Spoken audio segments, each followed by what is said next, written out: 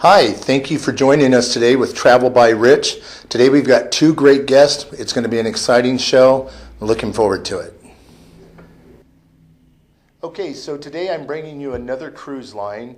Today we're going to be talking to Azamara Cruise Lines with Lionel Garcia of Azamara. Azamara is a different take on your normal cruises. Last time we chatted with Royal Caribbean with the mega ships, the ultimate ships, the Aqua Theater and all that. Lionel's going to give us a different take on what Azamara has to offer. Why don't we start with talking about your ships, the size, and the type of client that goes on an Azamara ship? Oh, perfect. Thanks, Rich. Thanks for the opportunity. So yeah, Azamara Club Cruises is a 3-ship cruise line. We happen to be owned and operated by Royal Caribbean family of brands. And what makes our ships unique is not only their size, because they only carry 690 passengers, but also the fact of how we deliver destination. Azamara Club Cruises wants to show you the world in a different way. Sadly, cruise lines today don't give you nearly enough time in the destination, right? They come into port late, they leave really early. Right. With Azamara Club Cruises, we come into port early, and in half of our stops, we have a departure of 8 o'clock or later, and in many cases, even an overnight. So that's really what our cruisers and passengers alike have been asking for, is more time in the destination. Absolutely. And that's what Royal Caribbean did about 10 years ago, was create a cruise line, Azamara Club Cruises, that does just that, give you much more time in port. I just want to point out that when cruising started, the original Love Boat with Princess Cruises held about 690 passengers. So that's nice. About the size ship the Azamara Club Cruise is. How are the ships designed, and what are the compliments on them? I was just recently on the Azamara Quest with you, and I was impressed with how warm it felt. Yeah, so actually a little history on our product. I'm sure most of you have been on a cruise, at least today. About 25% of North Americans have done a cruise. So I'll tell you one of the things, a little history on these ships is these ships used to be owned and operated by a cruise company called Renaissance. And Renaissance had 8 ships. And when they went out of sadly went out of business, right. the Royal Caribbean purchased a few of them, and other cruise lines purchased some. So we currently own 3 of those ships. It's the R6, the R7, and the R8, and they've all been redesigned. We call it Reimagined Azamara, and we did that on the Journey and the Quest in early of 2016. The Journey today is in Asia, in Singapore, actually going through a dry dock. And so we're excited. She's going to get renovated, or she's getting retouched up. But yes, we want the name Azamara Club Cruises has club in it because we want you to feel welcome. We want you to feel like you belong. We want you to feel like this ship is your home away from home, so that you're very invited and you like to be with us. What type of entertainment and dining options are available on your cruise line? You know, so it's great that you asked that. One of the things that I really appreciate about our dining is that there are no formal nights. Most cruise lines may have formal nights or special dress codes. With Azamara, it's country club casual every day. There's also no set dining time, so we have what we call open seating, and you can dine where you want to, when you want to. We have our main dining room called Discoveries. We have our buffet called Windows. And then we have my favorite restaurant. It's called The Patio, and it's an outdoor dining venue that we serve food made on the grill outside. It's really nice, comfortable, and casual, but yet elevated menu experience. Now that's what's included. Then we also offer 2 specialty restaurants. One is Prime C, which is our steakhouse. The other one is Aqualina, which is our Italian restaurant. Those 2 restaurants have a $35 cover charge per person, but if you're in one of our suites, you have that included. I'll tell you, I just recently ate in Aqualina, and it was a fantastic experience. The ambiance was perfect, the service was perfect. Before we get into talking about the ports, I wanted to ask you about, I can't remember the name of it, but I was down in one of the restaurants, and there was a table where you eat with the chef, but it's not the chef's table. The chef actually takes you shopping, and you cook the food. Actually, that's one of our shore excursion programs. We call it Cruise Global, Eat Local, and we actually invite a handful of guests. This tour doesn't exceed 12 people, actually, and they go shopping in the destination, local markets, to procure food, bring it onto the ship, and then the chef prepares the meal for them on board. So it's a really unique experience, and that's a way to bring home, if you will, home as in on the ship, the destination. Right.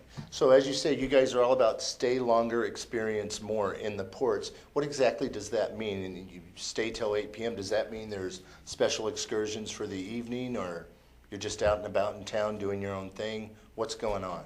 Oh, I love it. So to me, what makes Azamara the most unique is the fact that we allow you to stay longer and experience more time in port. What that translates to is that half of our stops on every single one of our voyages, so every trip we do, half of those stops have a late night stay of 8 o'clock or later, or an overnight. Now, being in port late and long is one thing, but really another element is what is there to do late at night? Because if you've never been to that city or you don't speak the language of that country, Right. you're probably not getting off the ship by yourself. So what we do is we do include one tour. It's a nighttime tour. We call it an Amazing Evening, and we'll talk about that in a second.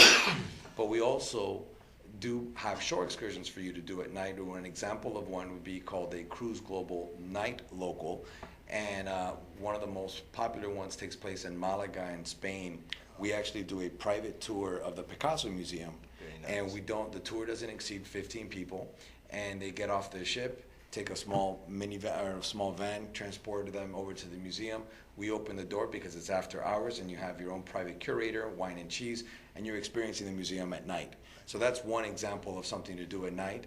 Another example to do late night or overnight is you can actually do a Cruise Global Stay Local. And in Chile, we actually do one where you go to the Atacama Desert and spend 3 days, 2 nights in the Atacama Desert, and you're you're stargazing and looking at the beautiful sky and then taking in the scenery. Most cruise lines want to keep you on the ship. Absolutely. Our main goal is actually to show you the world, which is why you came upon us to begin with, was to see more of the world, and that's what we provide with our Stay Longer, Experience More platform. I'll tell you, a couple of years ago, I was in Italy, not on a cruise, but I got to go to the Basilica of St. Francis of Assisi in the evening with nobody else there, a wine and cheese event, and talking to the monks. It was probably, I've been to Italy maybe 15 times, and it's one of the best experiences I've ever had in my life, was just that private moment, nobody else there, monks walking around, talking to you about the Basilica. It was amazing. That sounds really magical. Yeah. So tell me, is Azamara Club Cruises, is it for family? Is it just for adults? Is it for multi-gen? Great question. For Azamara, our current customer today, our client, is 55 to 65. They are well-traveled. They don't have to be well-cruised. When I started working at Azamara 6 years ago, I thought it was for the well-cruised. Well, believe it or not, 25% of our guests have never set foot on an ocean cruise before. So our clients are just well-traveled. Many of them are what I like to call land lovers or cruise curious, where they think they may want to do a cruise, but they really like the idea of being on land instead. So they end up trying us because what Azamara, I believe, does the best is bridge the gap between land vacation and a sea vacation and really deliver a unique experience. I actually think of your product more of as a floating boutique hotel, spending more and more time inland. Before the show started, you mentioned that you guys are now doing short cruises to Cuba. Is that out of Miami? Yeah, actually, so November through April, we have numerous departures from Miami, and our most popular destination from Miami is Cuba. We actually do round trip Miami. We have 4 nights, we have 9 nights, 10 nights, and 11 nights round trip Miami. Our 4-night does an overnight in Havana, and our longer one actually does 3 days, 2 nights in Havana with a late night stay in Santiago de Cuba and a stay in Cienfuegos.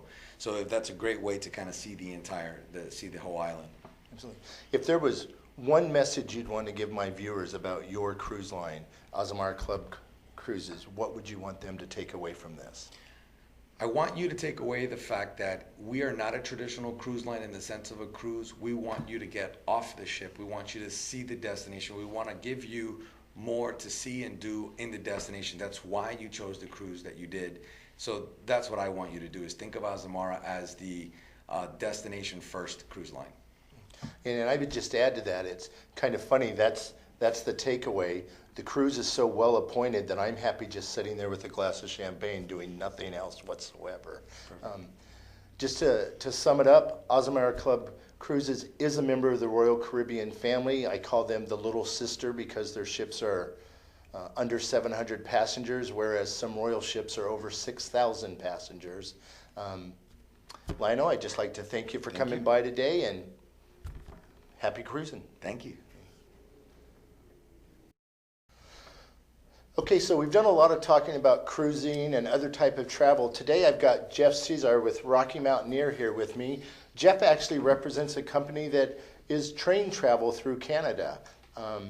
So we're going to start with, why don't you give us a quick overview of Rocky Mountaineer? I'd be more than happy to, Rich. So for those of you who are not familiar, Rocky Mountaineer is a train and tour operator based in the Northwest Rockies. It's luxury, fine dining, a seamless travel experience where you'll never sleep on board. You're going to stay in hotels every night. Because if you're sleeping, you're missing the sights, the scenery, the wildlife, and the wilderness. And if you haven't been to places like Banff, Lake Louise, Jasper, Whistler, Vancouver, these are breathtakingly beautiful, awe-inspiring, gorgeous places in the world we live in. So that is what we're all a sense. And on top of being a train that we own, around 20 engines, around 60 train cars, so we got trains going all the time. On top of a train, we're also a tour operator, having tours like Summit Helicopter Tours, Hike on Glaciers, National Park Tours, City Tours. This is almost, if you will, an all-inclusive way of traveling up in the Canadian Rockies. We'll handle the hotels, handle the transfers, handle the tours, the train, everything, even meals. We don't do anything with airfare, but I know you could probably help anyone out with airfare. Absolutely. But everything else, we'll take care of for you under the sun, and it is truly a life-changing experience. So tell me, how does that work if you stay in a hotel every night? Where's the train go? So great question. So how it works is, you'll be boarding in, say, 3 different places, either Seattle, Vancouver, or Calgary, because those are the 3 large airports within this part of the world that make it easy to get in and out of. And let's say you're starting in Vancouver heading eastbound. You're heading towards Banff, Lake Louise, Calgary, that direction, which I highly recommend because the hills become mountains, the mountains become glaciers, the wildlife grows statistically in numbers and variance and abundance. There's lots of good reasons why I recommend going eastbound, just being one of those. And you'll board the train in Vancouver, head over to Kamloops, overnight there. It's such a seamless experience. Your luggage is going to be transferred by truck. It's going to be waiting for you in the hotel room. Before you even get off the train, you've already been checked into the hotel. You're going to take a bus over to the hotel, find your room, your luggage will be waiting for you next to your bed. The next day, you're going to wake up and you will be boarding the train again. Your luggage, you don't have to take it to the lobby, outside your door. You're going to leave it right where you found it, next to your bed. You'll see the next hotel. Now that is seamless. We don't want you burning any calories. You don't want to.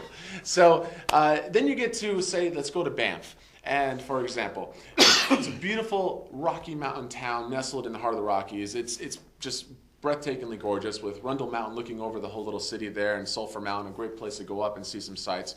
And you can then spend a couple nights here doing some of the tours and seeing some of the sights and scenery. You can head up to Jasper, which is another fantastic city up in the Canadian Rockies, and then jump on a train heading back to Vancouver. So the train, in most parts, is on a 2 or 3 day at the beginning, and then you can either continue with some touring around the Canadian Rockies and fly out of Calgary going a one-way. A one-way meaning an average of 7 to 8 nights, what most people like to do. Right. The quickest trip with Rocky Mountaineer is 4 nights to 5 days. So if you were trying to fit something in, especially after maybe a pre or post cruise tour, many people do Alaska cruises and can embark and disembark in Seattle and Vancouver, but the average of people spend for one way is 7 to 8 nights.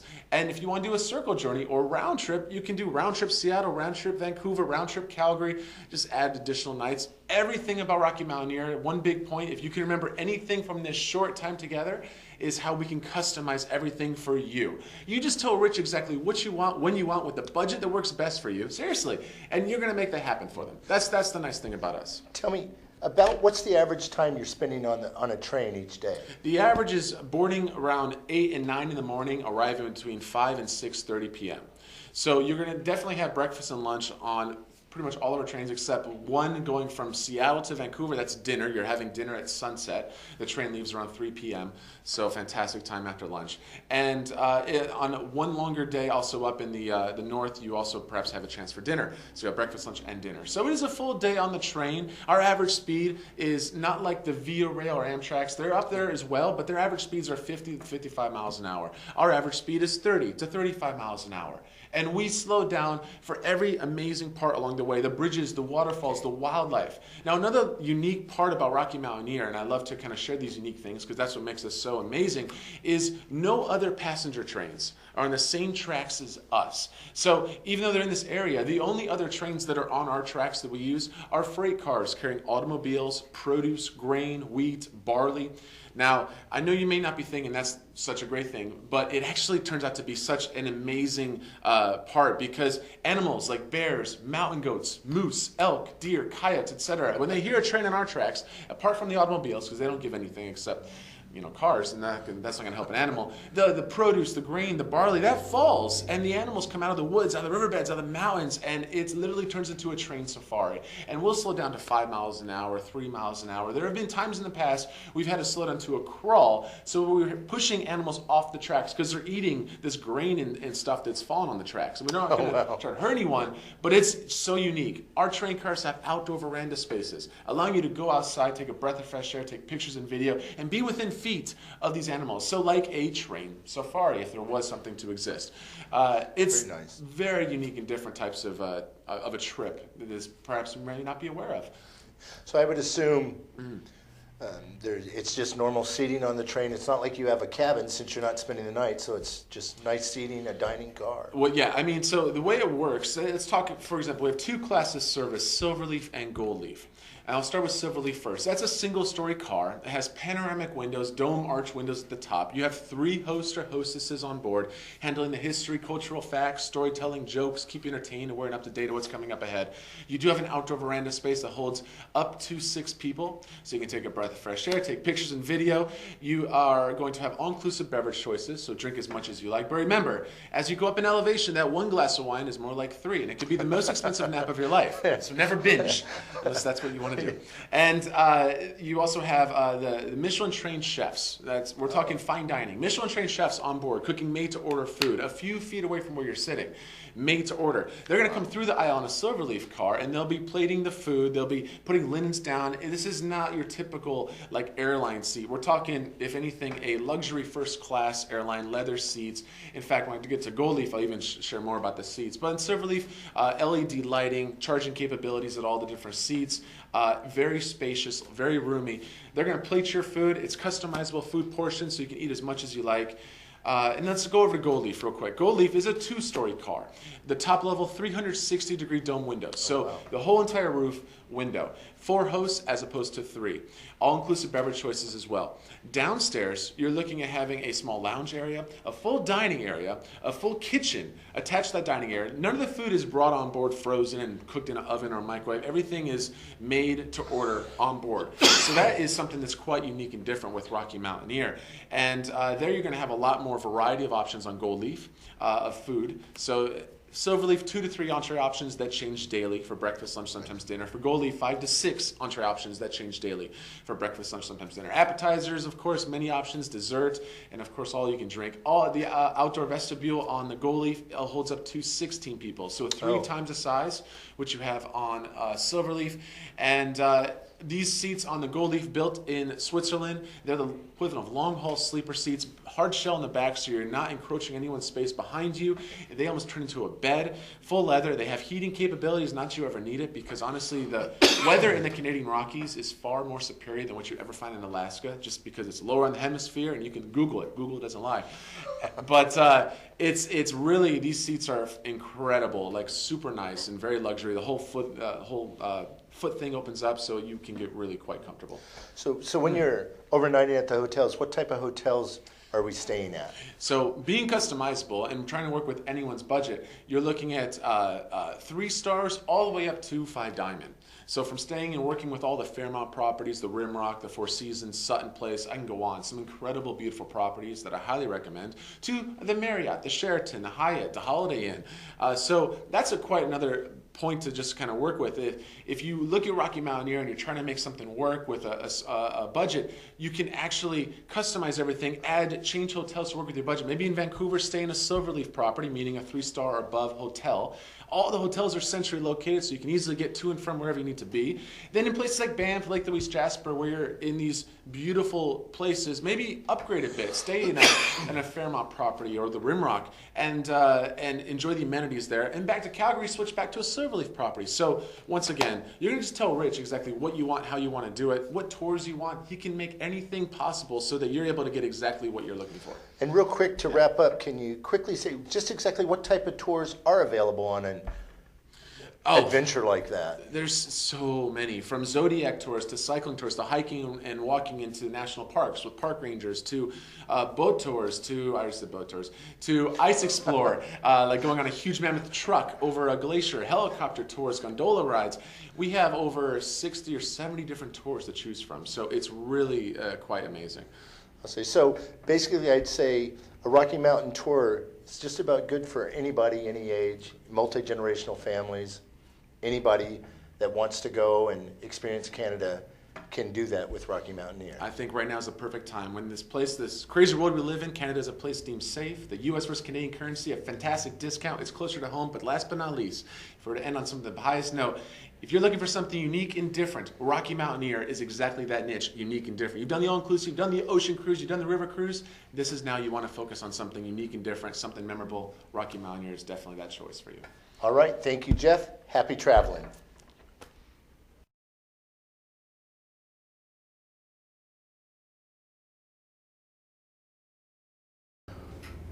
I hope you enjoyed today's show. A lot of great information. The tip of the week today is always make sure your passport is good for at least 6 months past your travel date. And again, use a travel agent. It doesn't cost you any more, and they're your greatest advocate. And finally, we'd like to thank Royal Caribbean Cruise Lines for sponsoring our show this week.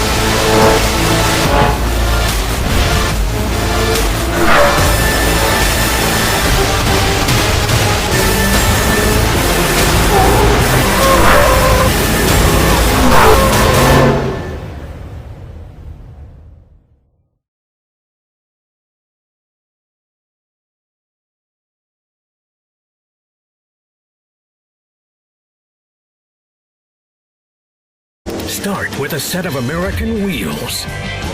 Add a ton of elbow grease and ingenuity. Sparkling chrome, a hand-painted custom finish. Did I mention 1,500 horsepower? And what do you have? Lightning Rod. The world's first and fastest wood launch coaster.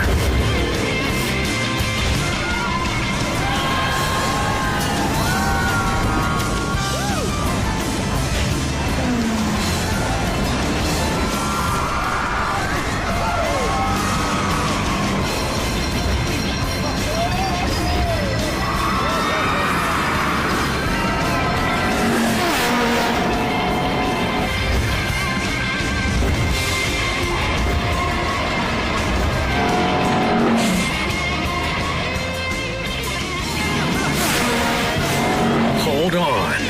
We're getting air.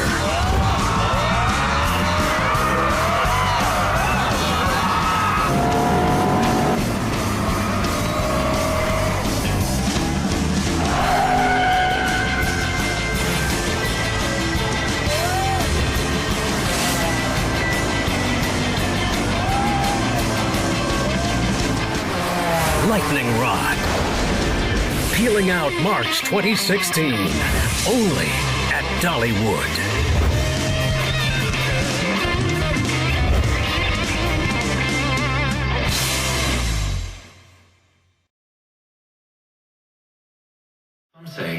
free the whales. For them, nothing else is acceptable. But nothing could be worse for the whales. Most of the orcas at SeaWorld were born here. Sending them into the wild wouldn't be noble. It could be fatal.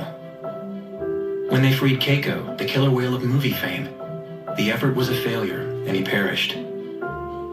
But we also understand that times have changed. Today, people are concerned about the world's largest animals like never before. So, we too must change. That's why the orcas in our care will be the last generation at SeaWorld. There will be no more breeding. We're also phasing out orca theatrical shows. They'll continue to receive the highest standard of care available anywhere. And guests can come to see them simply being their majestic selves, inspiring the next generation of people to love them as you do.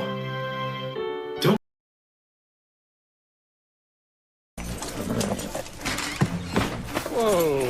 Father, why can't we have DirecTV like the McGregors do? We're settlers, son. We settle for things, like having cable instead of DirecTV. Hey, Jebediah. How's it going? Working the land, hoping for a fertile spring. All right.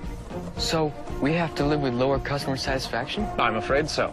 Now, go churn us some butter, boy, and then make your own clothes. Yes, sir. Don't be a settler. Get rid of cable and upgrade to DirecTV. Call 1-800-DirecTV.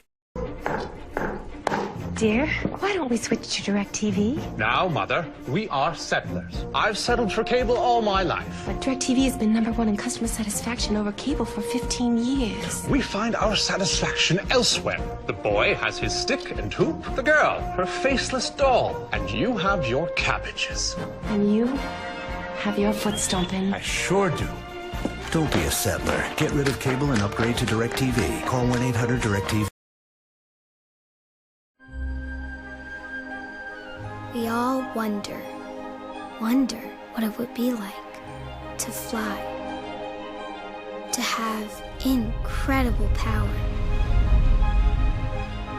to journey to a world beyond anything we thought possible. We wish, we hope, we dream. Then we come to realize, wonder can be real after all. Lumos Maxima.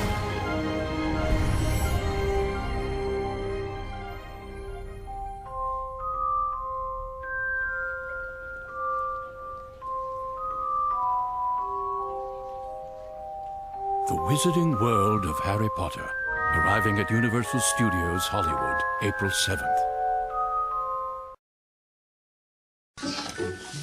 Are you sleepy? No. What do you think it's going to be like? Mom says there's even more magical stuff now. Okay, guys, back to bed. We're too excited to sleep. Imagine how excited your kids will be when their favorite Disney stories come to life on a magical Walt Disney World vacation. You sleep? No, too excited. I heard that.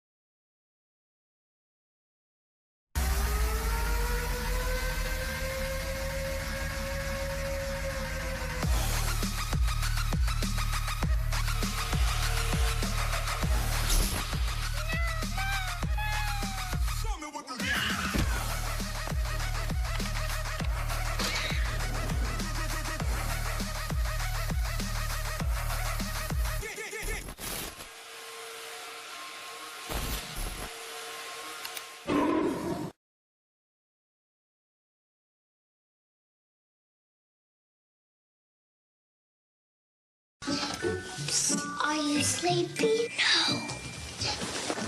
What do you think it's going to be like? Mom says there's even more magical stuff now. Okay. Okay, guys, back to bed. We're too excited to sleep. Imagine how excited your kids will be when their favorite Disney stories come to life on a magical Walt Disney World vacation. You sleep? No, too excited. I heard that.